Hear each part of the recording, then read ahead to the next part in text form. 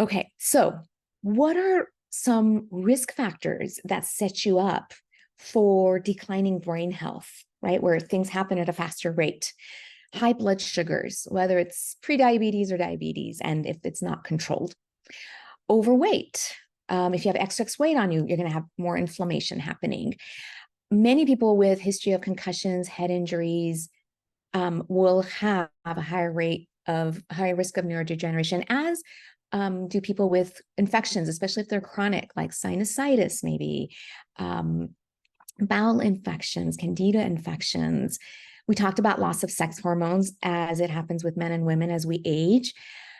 Think about toxic exposures. You're getting exposed to high doses of BPA, mercury, heavy metals. These things can be damaging to the brain.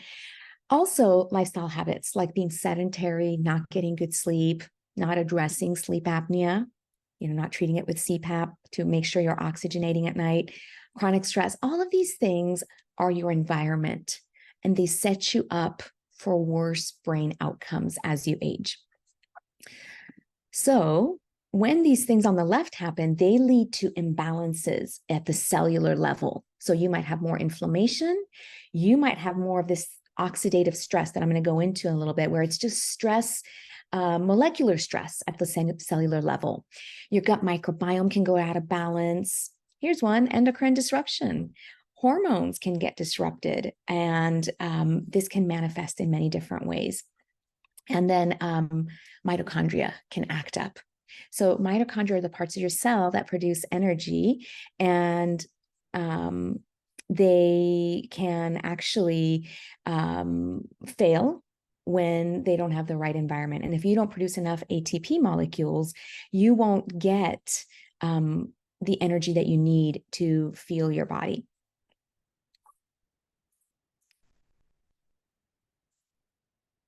Okay. So I want to talk to you about the biggest risk factor of all.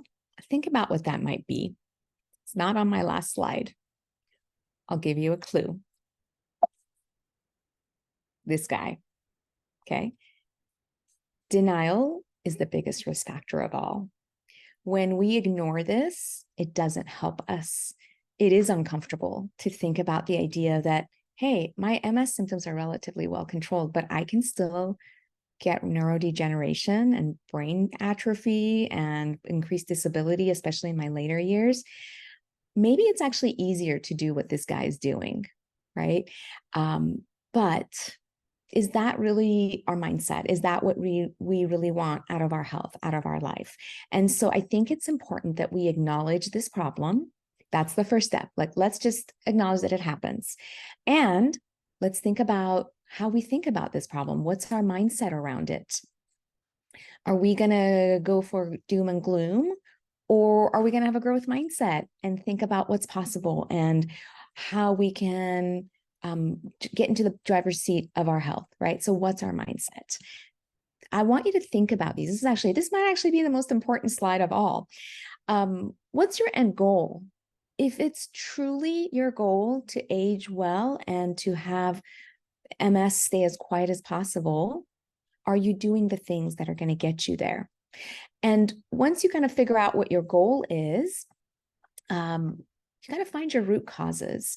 In integrative and functional medicine, we talk a lot about root cause. What is driving this autoimmune process? In Western medicine, we care a lot about symptom management and getting you comfortable and quieting down your symptoms with pharmaceuticals. But we're not always going upstream to think about what are the root causes? What is driving this? Is this person chronically stressed? Is this person unsupported socially? Is there a nutrition problem, right? Sometimes when we can address the root cause, we make a lot more progress faster. And then I want you to map out your path. We each have a different path to getting to our end goal. There's no one size fits all approach. I never dictate to my patients that this is what you must do. This is the diet you must have, because it doesn't work that way. We're all different and we're all going to do it differently. My job is to give you lots of options, lots of strategies for implementation. And then you've got to get in the driver's seat and figure out how you're going to do it. And then we're here to support each other through it. So my goal for you is to spring into action today. Like, what one small thing can you do today based on our discussion to start creating a better environment for your brain health? So our brain is always regenerating and degenerating, but when we're in our younger years, we are much more regenerative than degenerative, right? And so there's always this ongoing two processes at the same time. And the question is, which one's happening more? I want you to focus on how you can drop degeneration and support regeneration. And so our approach is going to include many things that I'm about to jump into here. So here is a really kind of fun paper, which actually, it's not MS, it's Alzheimer's, but I think it demonstrates something really nicely. What they did was they looked at 5 different healthy lifestyle habits. It was diet, exercise, keeping your brain active, not drinking heavily, and not smoking. Okay. They could drink light or moderate levels, but not heavy. And what they found from these 2 different studies when they pulled the data was that people who did 4 out of 5 of those things had a 60% lower risk of getting Alzheimer's dementia compared to people who had were doing just 0 or 1.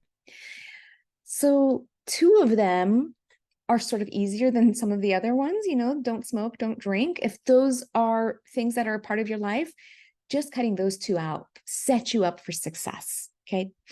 So I want you to think about what lifestyle factors can you modify to improve your brain health. So maybe you're taking notes right now. Write that down somewhere. Put it in the chat.